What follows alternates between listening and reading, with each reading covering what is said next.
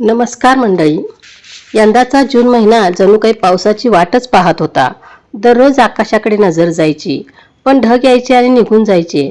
उष्णता तर वाढतच होती. जमिनीला पावसाची आस लागली होती आणि मनात एक हुरहुर होती. पण जूनच्या शेवटच्या आठवड्यात अचानक वातावरण बदलले. रिमझिम पाऊस सुरू झाला.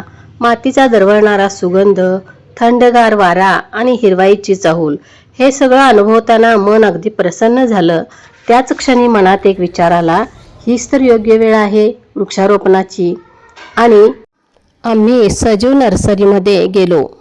नर्सरीमध्ये प्रवेश करताच मन अगदी हरपून गेलं. चारी बाजूने हिरवीगार झाडं, रंगबिरंगी फुलं, नाजूक पाने आणि विविध प्रकारची रोपं. प्रत्येक झाड जणू आम्हाला आपल्याकडे बोलवत होतं. एक झाड घ्यावं की दुसरं, असा गोड संभ्रमच निर्माण झाला. थोडा वेळ सर्व झाडे पाहिल्यानंतर आम्ही काही खास रोपांची निवड केली. त्यामध्ये पेरू, लिंबू, अनंताचं फुलझाड, मनी प्लांट, अडुळसा आणि चाफा यांचा समावेश होता. प्रत्येक झाडामागे एक वेगळा विचार होता. पेरू आणि लिंबू भविष्यात फळे देतील. अडुळसा हा एक औषधी गुणांनी समृद्ध आहे. चाफा आणि अनंताची फुले वातावरण प्रसन्न करतील, तर मनी प्लांट घराभोवती हिरवाई वाढवेल. झाडांबरोबरच आम्ही चांगली माती, कुजलेलं शेणखत आणि आणखीन आवश्यक खत घेतलं.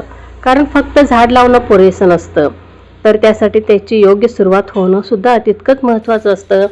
दुसऱ्या दिवशी सकाळी आम्ही अंगणात प्रत्येक झाडासाठी एक योग्य जागा निवडली. खड्डे तयार केले आणि त्यात माती आणि खताचं मिश्रण भरलं आणि अतिशय काळजीपूर्वक प्रत्येक रोप लावलं. झाड लागवड झाल्यानंतर प्रत्येक झाडाला भरपूर पाणी दिलं.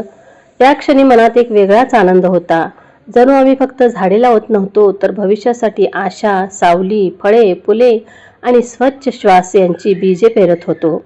आजच्या काळात वृक्षारोपण ही केवळ एक मोहीम नाही, तर काळाची गरज आहे.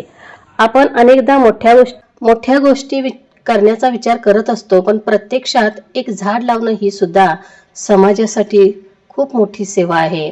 आज लावलेले हे छोटेसे रोप उद्या सावली देईल, पक्ष्यांना निवारा देईल, फुले देईल, फळे देईल आणि पर्यावरण समृद्ध करेल. तर आपण प्रत्येकाने वर्षातून किमान एक तरी झाड लावलं पाहिजे आणि त्याची मनापासून काळजी घेतली पाहिजे.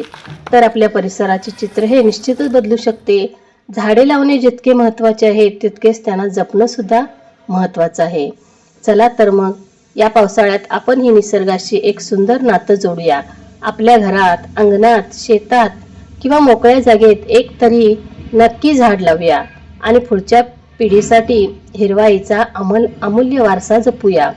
हा आमचा छोटासा वृक्षारोपणचा अनुभव तुम्हाला आवडला असेल अशी मी आशा व्यक्त करते. आणि तुमच्या परिसरात तुम्ही कोणती झाडे लावली आहेत ते आम्हाला नक्की कमेंटमध्ये सांगा.